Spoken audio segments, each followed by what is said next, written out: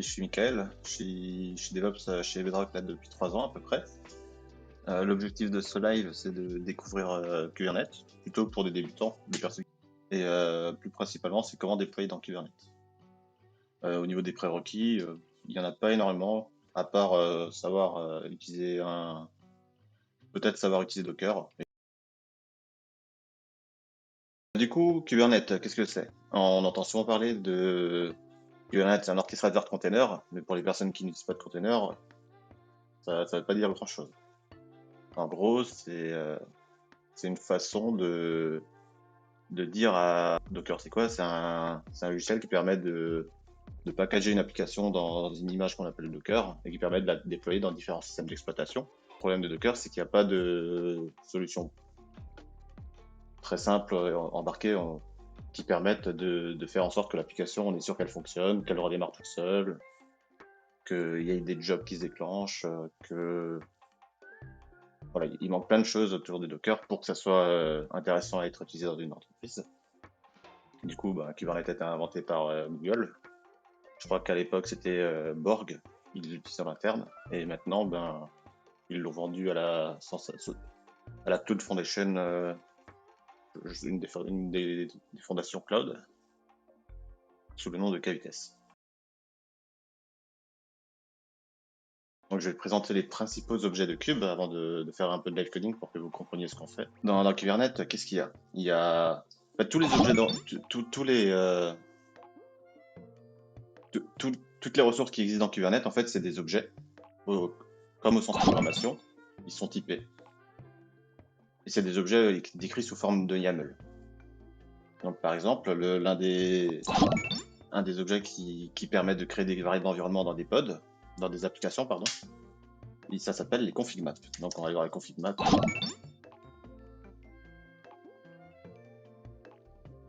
On va aller voir les config maps. Voilà. Alors, donc, les config maps, si on regarde, il y a, c'est ce que je disais, c'est un objet, du type config map. Ici, il y a la version de la config map. Donc, au fur et à mesure des évolutions de KVitess, cette application va augmenter.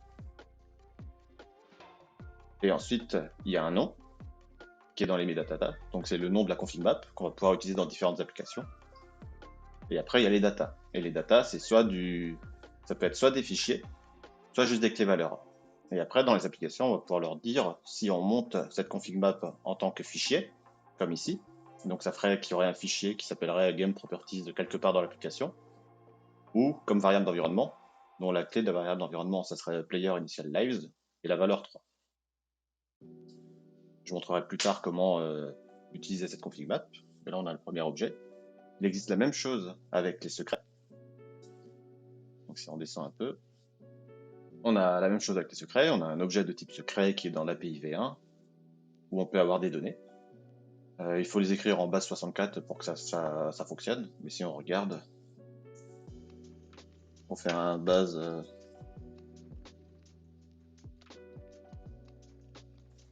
un base 64-B. Il faut coller, pardon. Normalement, on voit, il y a marqué admin. Donc le fichier, il n'est pas vraiment chiffré, il est juste encodé. Par contre, dans Cube, tout le monde n'aura pas le droit de lire ce fichier. Il y a des permissions qui peuvent être données pour dire telle application a droit de lire ce fichier, et du coup de décrire aussi voilà. Sinon, ils n'auront pas accès à la lecture des différents secrets, s'ils n'ont pas les accès. Là, on a vu les deux trucs principaux qui sont les config maps et les secret maps. Ensuite, l'objet le plus petit qui permet de déployer une application, ça s'appelle un pod. KVitess pod. Ça, c'est c'est l'entité la plus petite qui permet de déployer une application. Du coup, c'est le même principe. C'est une version d'API, c'est un type d'objet avec son nom. Et après, il y a des specs sur cet objet. Par exemple, on a une liste de containers. Donc un pod, c'est une liste de containers qui tourne. Pas plus compliqué pour l'instant. Container, c'est une image Docker qui tourne. Donc, par exemple, il y a une image, on l'a appelée Nginx. L'image Docker qui est utilisée, c'est l'image de Docker qui s'appelle Nginx 14, enfin 1.14.2. Et le port sur lequel l'application va tourner, c'est le port 80. Donc là, on a vu le pod. Maintenant, il y a un autre objet qui est intéressant à regarder. Il y a tous ces objets qui permettent de contrôler des images Docker. Celui-là sur lequel on va s'attarder, c'est le déploiement.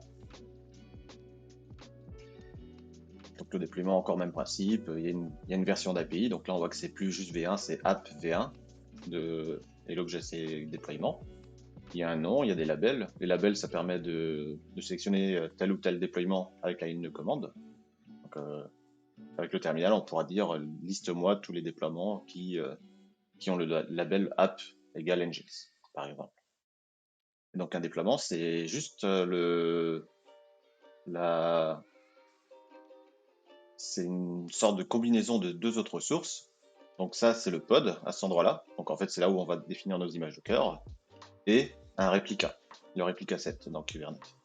Donc là, on le voit, il est juste en dessous. En fait, quand on crée un déploiement, ça crée deux objets un peu automatiquement derrière. Dans Cube, ça crée un réplica set plus un pod. Et donc, le réplica set, c'est quoi? C'est le nombre de fois qu'il y a l'application qui va tourner en parallèle. Donc ça permet, par exemple, de faire en sorte que l'application fonctionne avec plus d'utilisateurs. Un autre objet que je peux montrer qui est intéressant, il y a les cron jobs. Donc les cron jobs, bon, on voit que c'est si c'est pas assez stable, je dis des bêtises. Donc c'est une autre API version, c'est l'API batch v1 de type cron job, et en fait ça permet de lancer un container, donc une commande dans un container sous la forme d'un cron job, donc d'un schedule. Donc ça veut dire qu'on peut l'exécuter, par exemple, c'est la commande date. Si on met un cron job, on pourrait dire par exemple tous les lundis. Hello Recat. Tous les lundis à 1h, ou voilà. Ça permet par exemple de faire des exports, ou de prêter la base de données, ou de lire dans un bucket S3, de faire des choses. Il y a l'entité un tout petit peu plus petite qui est le job, qui permet juste de lancer une commande. Et une fois que la commande est terminée, ça démarre un pod derrière, et le pod il est éteint une fois que la commande est terminée. Et donc là, qu'est-ce qu'on voit? On voit qu'il lance la commande Perl avec, je connais pas les arguments par cœur, j'imagine que ça fait un print de ça. Il y a différentes petites propriétés. Il y a par exemple le restart policy, donc ça veut dire que si le job il fail, bah, il ne redémarre pas tout seul. Il y a différentes propriétés. On pourrait par exemple lui dire, je crois que ça c'est always, je connais plus par cœur, qui retry automatiquement, et on peut lui dire retry 4 fois. Et les autres, je vais moins m'attarder dessus, je peux expliquer le daemon set. Le daemon set, c'est un peu comme un déploiement, sauf que l'application, elle va tourner que sur une seule machine. Enfin, dès qu'il y a une machine qui démarre, le daemon set va démarrer à côté de la machine, enfin dans la machine. Donc si notre cluster cube il a 8 machines, il y aura 8 daemon sets.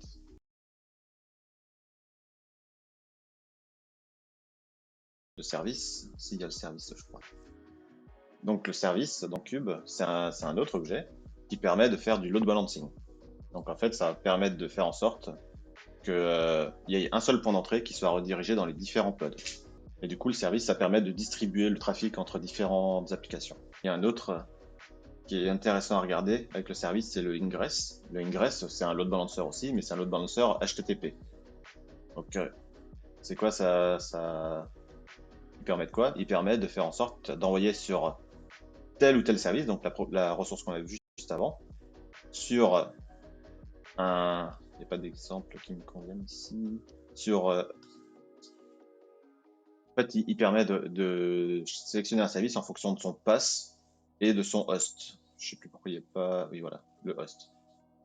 Donc là, on a un exemple. Si on a une application... Enfin, dans nos clusters, il peut y avoir plein d'applications. Et on veut qu'il y ait une application qui réponde avec ce nom-là. Bon, on crée un ingress. Et on lui dit que, par exemple, dans ce cas-là, toutes les routes qui commencent par /bar vont envoyer sur ce service-là.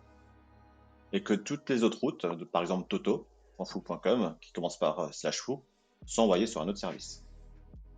Donc là, on voit que c'est de nouveau un autre objet qui est de type horizontal pod autoscaler et d'une autre version d'API. Et donc là, qu'est-ce que ça fait? Ça permet de scale un déploiement. Donc, Sufan, du coup, K8s peut venir parfaitement en alternative à du Docker, Prefig par exemple. Bah, c'est un peu compliqué à expliquer, mais en gros, Kubernetes, ça peut te faire tourner des images Docker, mais généralement, tu fais pas tourner une image Docker euh, avec Docker et un K8s à côté. Généralement, tu fais tourner un K8s et il utilise la norme pour utiliser des images, mais c'est pas obligé des images Docker, ça peut être des images qui suivent la norme. Et tu peux utiliser l'image trafic en ingress si tu veux pour router ton trafic. Ça marche. Du coup, oui, j'en étais à l'horizontal pod autoscaler. Donc, il permet par exemple de contrôler différentes ressources. Et là, on voit qu'il va contrôler un objet qui se trouve dans cette API-là, l'API version V1, et qui est de type déploiement. Et donc, qu'est-ce qu'il va faire? Il va dire, bah, change le réplica de ce déploiement, et au minimum, par défaut, tu le mets à 1. Et en fonction des métriques que j'aurais mis en dessous, tu vas augmenter le nombre de réplicas, et tu peux aller au maximum jusqu'à 10. Et donc là, on voit qu'il va scaler sur la métrique de type ressource. Et quelle ressource il veut observer? Il veut observer le CPU. Et il veut observer sur l'utilisation moyenne.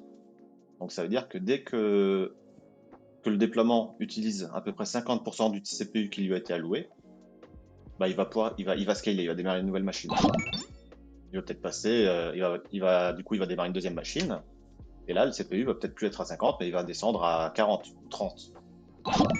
Dès qu'on atteint le niveau 50%, bah, il va ajouter une nouvelle machine, enfin une nouvelle application, et il va passer peut-être de nouveau il va descendre plus en CPU, puisque le trafic sera distribué sur trois applications, enfin, 3 copies d'applications.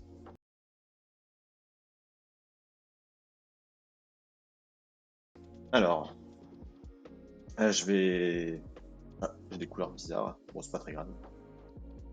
Là, ça sera c'est ce qui va représenter mon cluster Kubernetes. Du coup, depuis avant, je pense que je dis cluster, mais en fait, cluster, c'est un peu un regroupement de machines. Et un cluster Kubernetes, c'est un regroupement de machines qui permettent d'orchestrer des images Docker, enfin des containers. Pardon. Donc là, il y a un cluster cube. Dans ce cluster cube, il y a des machines. Je vais changer de couleur. Allez, on va mettre du noir. Bon, allez, je vais faire des choses comme ça. Il y a une machine 1.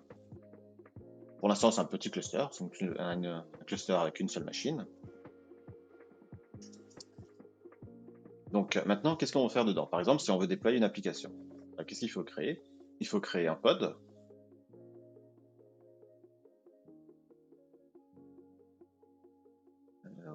Donc dans ce pod, qu'est-ce qu'on va mettre? On va mettre une image Docker, on va mettre ses variables d'environnement, on va mettre, il a besoin de, par exemple, un CPU pour fonctionner, et 512 mégas de RAM. Il y a d'autres propriétés qu'on peut mettre, mais on verra ça plus tard. Non, par contre, le problème avec juste un pod comme ça, bah, en fait, si on a une personne sur Internet ici qui essaye d'accéder à notre application, bah, ça va pas marcher. Parce qu'en fait, ça, c'est privé au cluster, ça sort pas sur Internet. Donc, si on veut l'exposer sur Internet, il faut faire plusieurs choses. La première, c'est il faut créer un service.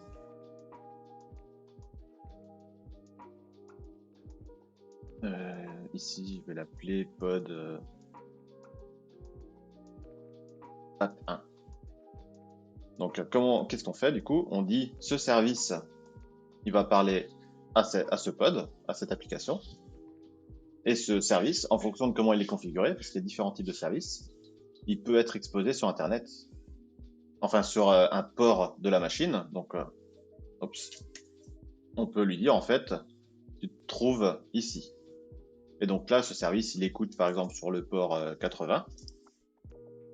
Et du coup, Internet, la personne qui est sur Internet peut parler à ce service, qui va ensuite parler à l'application, qui va router le trafic vers cette application. Mais généralement, en prod, on n'utilise pas trop des pods, on utilise l'objet qui est au-dessus. qui permet de contrôler le nombre de pods qu'on veut.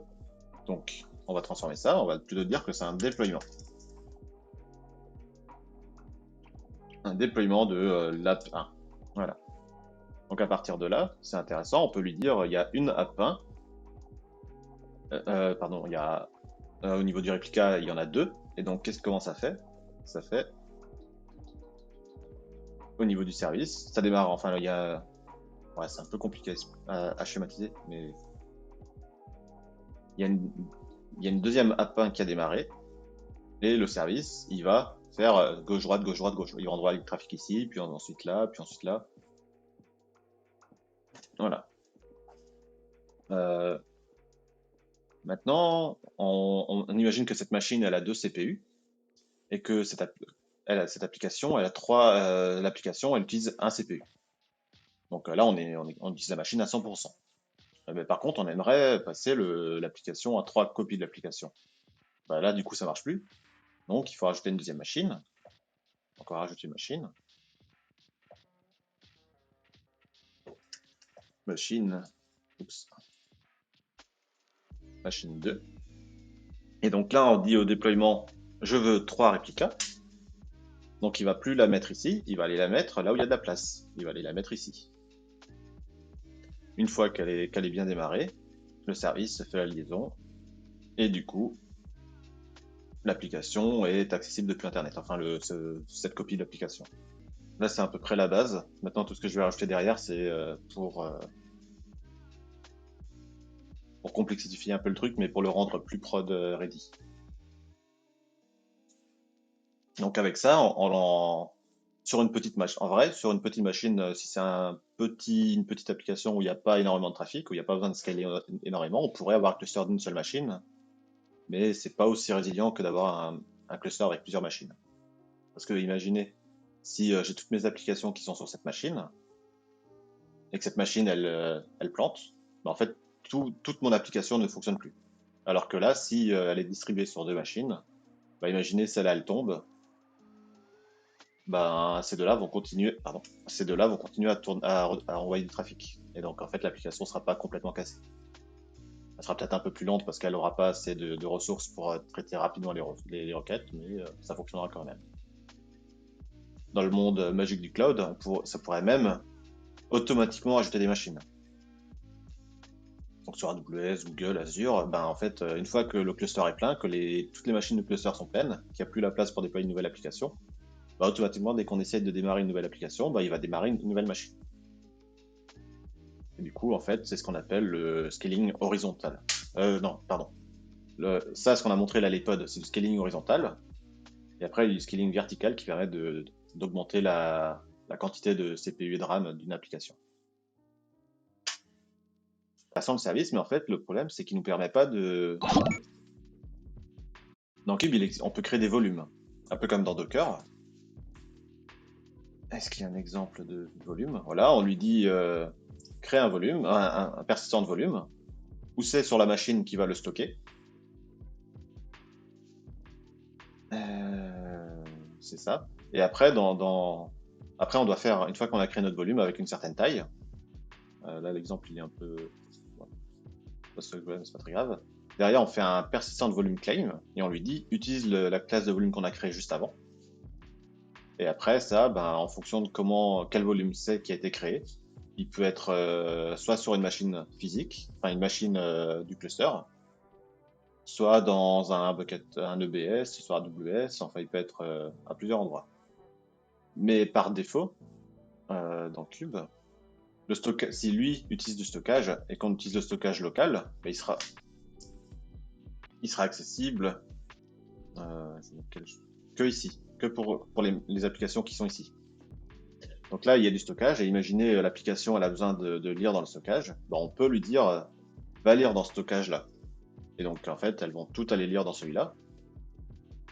Le problème, c'est qu'elle, elle peut pas aller lire dans celui-là, ben, en fait, elle va aussi avoir son propre local stockage ici. Et c'est ça un peu le problème du stockage sur Cube, le stockage natif. C'est que si on a plusieurs machines, ben, en fait, d'une machine à l'autre, on peut pas lire au stockage. Après, il existe des applications de stockage dans Cube qui permettent de faire de la distribution entre les machines. Ce qui est pas intéressant là, c'est que depuis Internet, imaginons on a plusieurs applications. Donc on va créer une deuxième application. Là, on va déployer une nouvelle application. Déploiement app 2. Là, on commence à avoir un problème. Imaginez cette application-là, service app 1. Le service app 1, il va, en fait, dès qu'on arrive sur ce service, il ne sait pas envoyer sur tel ou tel service en fonction du nom de domaine. Donc le service app1, imaginez, il s'appelle, le nom de domaine c'est http://service1.com. Ce service, il va pas savoir rediriger sur différemment entre cette application et celle-là. Donc en fait, dans Cube, il existe un autre objet qui permet de le faire. Donc, en fait, comment ça fonctionne? Il va falloir créer premièrement un deuxième service ici.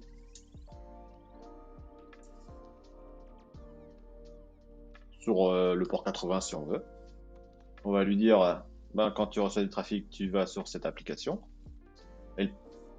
Par contre, la différence, c'est que lui, on va le changer de mode. On va plus lui dire c'est un service de type node port, je crois. Je sais plus, il y a différents types de services. Des services qui permettent d'exposer un port, des services qui permettent d'exposer une IP en local, de faire du load balancing. Voilà. Sur le cloud, il y a le service load balancing qui affecte directement une IP cloud, par exemple, enfin en fonction des services.